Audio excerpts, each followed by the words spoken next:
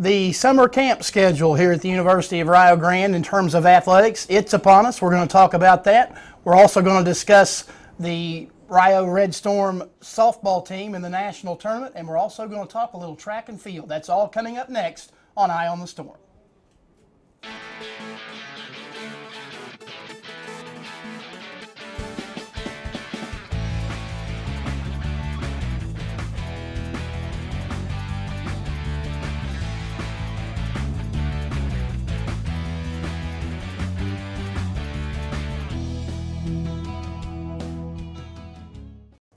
And we welcome you to the May edition of Eye on the Storm. I'm Randy Payton, the Sports Information Director here at the University of Rio Grande. Our normal co-host, Jeff Lanham, he is fishing in Canada, so we wish him a good vacation, and he'll catch up with us on our next edition. We've got a busy show planned today, and we want to get it started by looking ahead to the summer and the summer camp schedule in particular here at the University of Rio Grande. And joining us as our first guest today is men's basketball head coach Ken French, and he's kind of the guy that his camp schedule is probably more intense than anybody else's here during the course of the summer, and it's getting started pretty soon. And Coach French, like I said, it's a big part of the summer.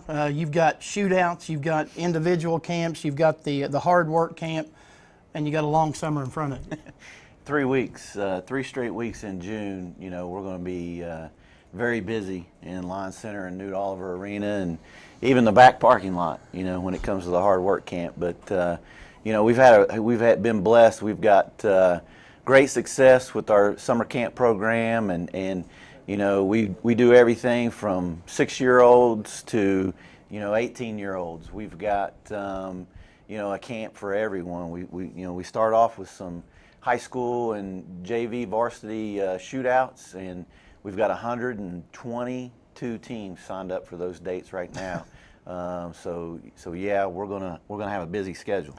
You know, we've got a couple of pictures to kind of display what goes on here during the course of the summer, and that right there, that's the crown jewel, so to speak, the hard work camp.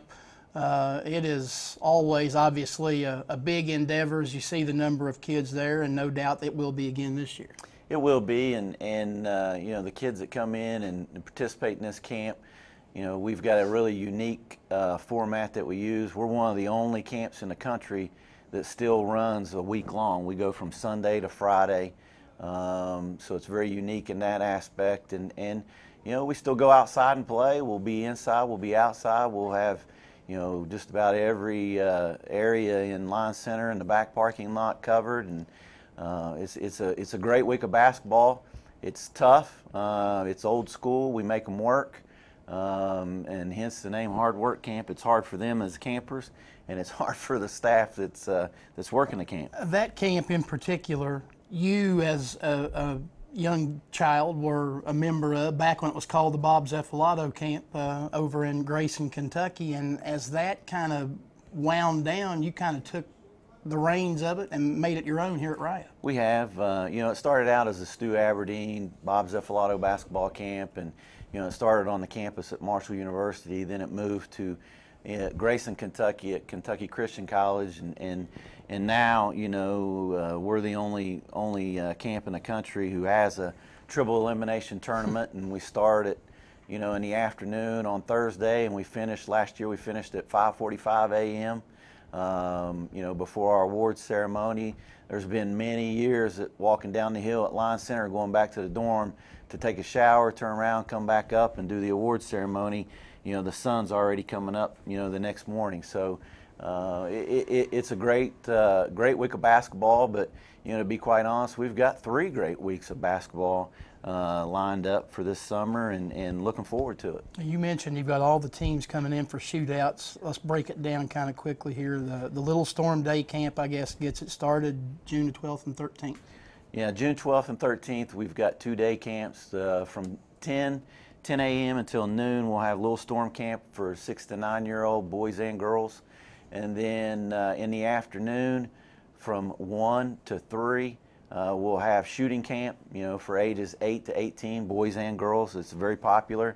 You know, we've had a lot of success with shooters here You know, if you go down the list of, you know, PJ Race and Evan Legg and Jermaine Warmack and Will Hill, that's one of the things we've been known for is our shooters, and you know, that'll continue with the shooting camp, and then, you know, after that, you know, we have a point guard camp on June 16th, right. Which has become popular. We do a classroom session with that, talk about point guard play and lead guard position.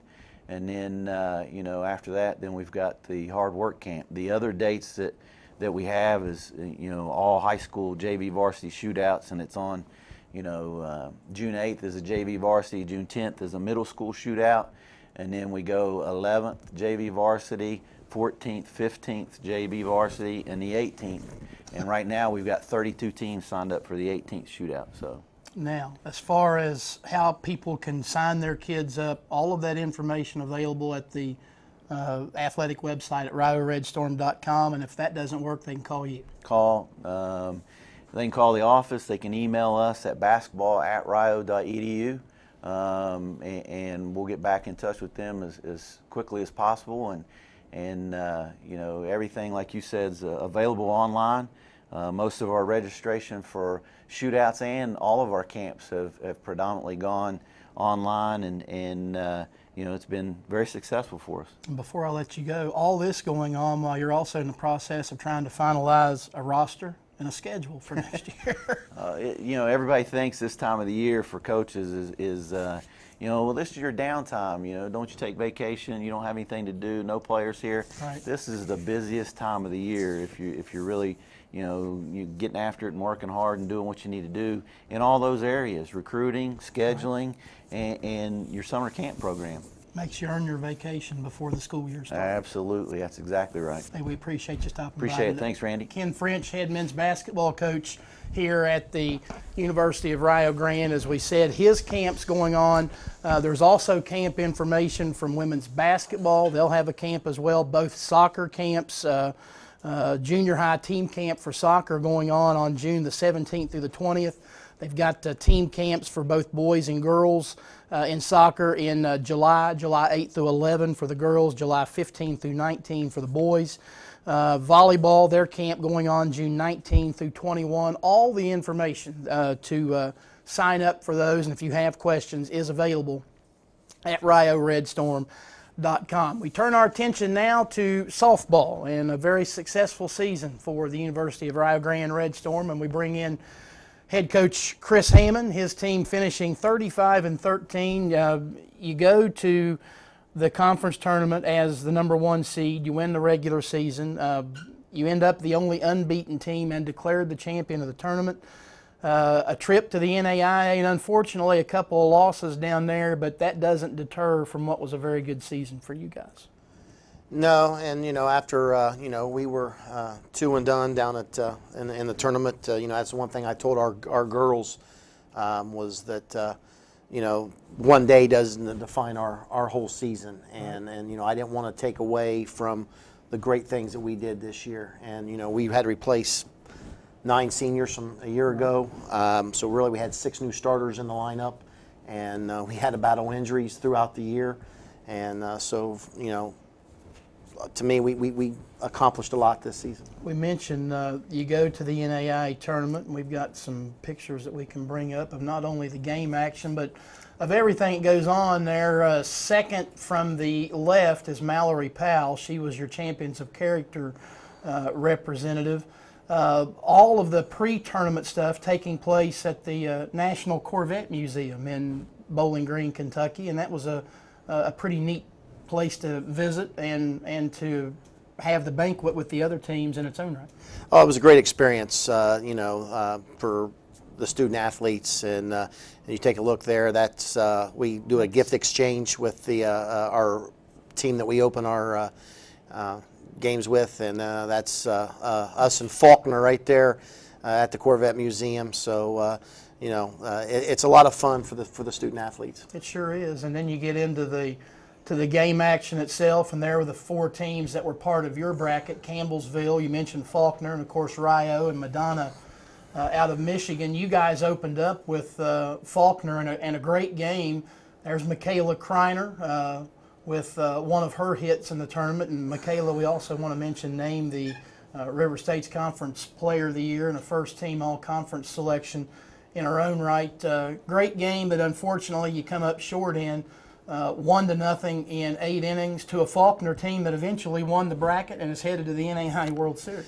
Well, going into that game, I think when I started breaking Faulkner down, the big thing was their pitching, and they had 3 girls that all three that were had under 2.00 ERAs. Right. So that's very impressive, and knowing that we were going to see their ace, and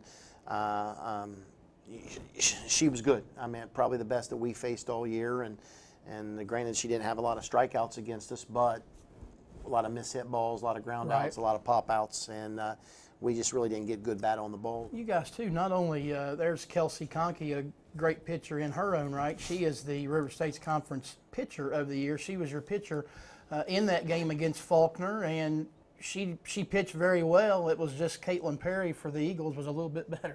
Well, and that happens. I mean, she battled. I mean, she threw 7 scoreless innings, and then of course in the bottom of the 8th, we kind of got in a little bit of a jam there, and I put her in a tough situation with the bases loaded, or walking the bases loaded, and then we got to get a strike, we got to get an out, and unfortunately, I think maybe she ran out a little bit of steam there toward the end, and then we end up walking the run in, but Kelsey had a great season in the circle, and very, very proud of what she's accomplished. There you see her at the bat. You talk about you lose the game to Faulkner 1-0 in 8, and then you have to come back later in the day and basically sitting out in the sun all day, and make no mistake, it was red hot in Bowling Green. There's a play in the first inning where Kayla Slutes tagged out Hannah Lee Harris from the Eagles. But you come back later in the day and you play Madonna, and I don't know, there's a shot of that game as Carly Skis at the plate. I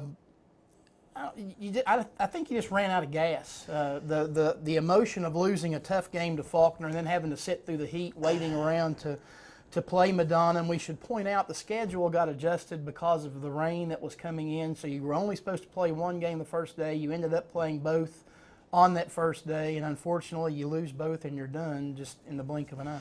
Yeah, and it definitely, it didn't end the way we wanted. I mean, when you get to that big stage, you want to perform well, and we're disappointed that we didn't perform well. But, and I think you and I talked earlier on Sunday that when they did switch the schedule, I didn't bode well for us. And I felt that going in. I never said anything to the girls about it or any of my coaches about it. It was just that, you wanted Kelsey fresh for games 1 and games 2. And that's, where we were at. But, you played a heartbreaking game in the game 1, then you set for an hour, hour and a half, and then the game in front of us goes an extra inning. So then, then you're ready to take the field, and you got to wait. So, those are circumstances that can't be helped. But, I think we did run out of gas in that second game. 5 kids on the conference first team: Kreiner, Conkey, Mallory Powell, Kelly Fox, Kayla Slutes, Mary Pika, a second team selection. And of that group, everybody except Mallory Powell is back. So at least on paper, you got a chance to be pretty good again next year. Oh, I think that's the thing. We return a lot, and first of all, I thought Mallory Powell had a great year, and was well deserving of that first team award as a pitcher, because a lot of people don't realize that they would throw their number 2 or 3 against Kelsey, and throw their number 1 against Mallory. So Mallory was going up against some of the top pitchers in the league. Some of the top pitchers in the league. And and did a great job throughout the year for us, not only in the circle but playing first base, and she had some big hits throughout the year. And when you talk about all those returners, obviously when you return the Player of the Year and the Pitcher of the Year in the conference in Kreiner and Conkey, those are 2 great pieces of the puzzle to start with. Oh, absolutely, and you know, Kelsey's been dominant through you know, the 3 years that she's pitched in this conference, and then you know, I thought Michaela had a great freshman year, and she topped it off. There was definitely not a sophomore jinx there with her at all, and she had a great year this year. And then you know, Kelly Fox was a junior, but she's earned her degree and has graduated and will not be back next year. I'm definitely happy for her to get that All-League award. And then Kayla Slutz was a catcher as a freshman, and did a great job behind the plate defensively for us. And I know that her bat will definitely get better next season. Before I let you go, we talked with Coach French about his time here in the summer going out and recruiting. You're doing the same thing. The good news for you is I don't guess you have a whole lot of holes to fill in terms of next year, but you're always looking a year or 2 or even 3 down the line. Well, you know, we're looking in that 19 class, and pitching's a big thing because, you know, Kelsey will be a, you know, senior this year and everything, and hopefully, you know, I like to get 2 pitchers in this 2019 class to fill that role. You know, it'll be a busy time this summer, and it always is. I got to get through my daughter's graduation first, and then here in a week or 2, I'm going to be hitting the trail recruiting. I'm going to give you a chance before you go to be a proud dad. Your daughter, who has signed to go elsewhere to play softball, an outstanding season in her own right. Tell folks about what she did this year. Well, you know, first of all, I'm you know, very, very proud of her and the season she had and the hard work that she's put in. And she was named Division II All Southeast District Player of the Year, and then elected to the first team All-State Ohio. So, you know, I think the hard work that she's put in, and you know, not only, you know, with her academics, but then, you know, on the softball field, it's paid off for her. And set a state record in the process. Yes, she actually in the sectional final game she had 2 grand slams in 1 inning, which the chances of that happening are, you know, someone's got to be on base for you to do that. So her teammates got on base for her, and luckily she got a good bat on the ball. Well, congrats to Ray and the season that Jackson had, and congrats to you and the season that you guys had. The one thing that I didn't mention, Coach of the Year again in the River States Conference. Well, you got a feather in your hat. Well, you know, and it's an honor to be honored by your colleagues as that, you know, and I credit that to our kids. And the first thing that, you know, and I told someone, sometimes when you take a new coaching job, they hand you the keys and you're driving a beat-up Volkswagen. When I was handed the keys here, I got a Lamborghini. And I'm very, you know, I've walked into a very good program that's got good culture, and I'm very proud of our kids. Good luck in keeping it going. Congrats on a great year. Thank you very much. That's Chris Hammond, the head softball coach here at the University of Rio Grande. His team making the NAIA National Tournament and falling after losing to Faulkner and Madonna down at Bowling Green, Kentucky. Baseball also ended its season. They finished 3rd in the River States Conference, had the 3 seed in the River States Conference tournament. They fell to Indiana Kokomo and to IU Southeast to finish at 26 and 26. Dylan Shockley named the River States Conference Player of the Year. He was one of 3 first-team selections for Rio Grande, joining Juan Cruz and David Rodriguez. Zach Harvey and Osvaldo Duran were named to the All-Conference second team. Cody Blackburn, Ty Warnemont, and also Dylan Shockley earning Gold Glove selections out of the River States Conference. Track and field, they are actually concluding their season tomorrow. It'll start down in Gulf Shores, Alabama at the NAIA National event, and we had 9 athletes from the University of Rio Grande who were able to qualify for their respective events down in Alabama, and I think we've got to look at some of those, and we'll let you know. That is Tellis Horn, who is part of the 100 and 200 meter dash events. He was 22nd in the country, respectively, in both of those events. He is a very talented freshman out of Canton, Ohio. Next up, that's Clinton Campbell, who is part of the 400 meter hurdles competition. He is 13th among those who qualified nationally, and a senior out of Malta, Ohio. Katie Browning, who actually has a chance to earn an All-American status. She has the 4th best qualifying mark in the women's pole vault at 3.84 meters. That is a new school record. And the top 8 in each of these events will earn All-American status this weekend. And she, as we said, is ranked 4th in her event. Maddie Euler, a freshman from just down the road in Gallipolis. She's part of the 400-meter hurdles in the women's division and 15th among the national qualifiers. Dean Freitag, he is 16th among the qualifiers in the 5,000-meter race walk. Also a member of the cross-country team. That is Amira Strother. She is a freshman from Pickerington, Ohio, 15th nationally in the 100-meter hurdles. She'll be representing the Red Storm in that event. That's Connor Messer out of Ashland, Kentucky. He is 13th in the men's pole vault and has a school record in that event here as well. Tiana Petty, who is wrapping up an outstanding career here at the University of Rio Grande, actually has a chance to be an All-American in a couple of events. She ranks 3rd in the heptathlon. She is 8th in the high jump and will also be competing in the 100-meter hurdles, where she has the 22nd best qualifying time there.